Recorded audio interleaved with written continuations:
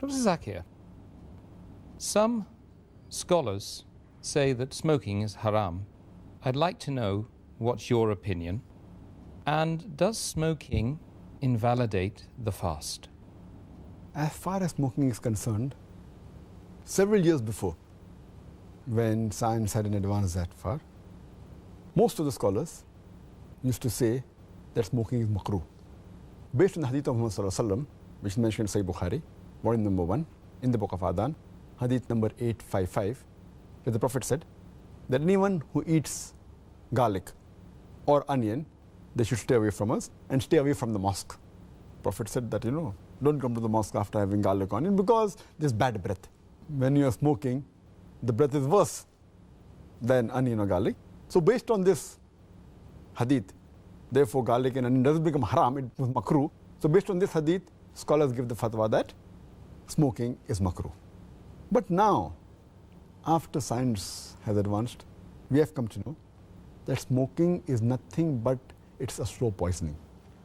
Tobacco in any form, whether smoking, cigarettes, whether bidi, whether tobacco in hookah, whether chewing tobacco, all forms of tobacco contain nicotine and tar. And we know it's nothing but slow poisoning. That is the reason most of the non-Muslims also, they agree that smoking is haram. Not only the Muslim world, even the non-Muslim. That is the reason they put a statutory warning on the cigarette packs. They put a statutory warning saying cigarette smoking is injurious to health. Or in some countries, it mentioned general surgeon's warning or surgeon general's warning. Smoking is injurious to health. And anyone gives the ad, whether in newspaper, in the magazine or television, it is compulsory that they have to highlight the statement, smoking is injurious to health. So I'm not talking about the Muslim world, even the non-Muslim world agrees that smoking is nothing but slow poisoning. And today, according to statistics, the World Health Organization says that every year more than 4 million people die only because of smoking. And if you count the other forms of tobacco, it will be much more. And today medical science tells us, and even I had learned when I was doing my medicine in the medical college, that more than 90% of the lung cancer deaths are only due to smoking, whether cigarette or bidi or whatever it is. 25% of the cardiovascular deaths are only because of smoking. 70 to 75% of bronchitis and related deaths are only because of smoking. Smoking is nothing but slow poisoning. It blackens your lips, blackens your gums, your fingertips, it damages your lips, it damages your esophagus, it damages your stomach, and it can cause constipation, it can cause loss of appetite, it can cause loss of libido, your sexual power gets suppressed, it can cause immunity to the drugs you take, and it reduces the defense of your body. And you can only give a talk on why smoking is haram, and I've given a talk on dietary laws in Islam, and I've covered this topic in detail. Time doesn't permit me here. But based on all these various research, there are today more than 400 fatwas. The majority of the scholars, they agree that smoking is haram, and all form of tobacco is haram. There may be certain scholars of certain countries, including this country where I come from, India, they say it is makhrooh yet.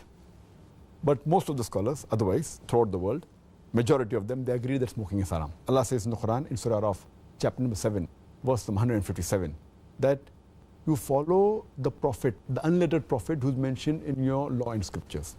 And further it says that this Prophet asks you to do things which are good for you, tayyib for you. So take what he gives it to you, what is lawful and good.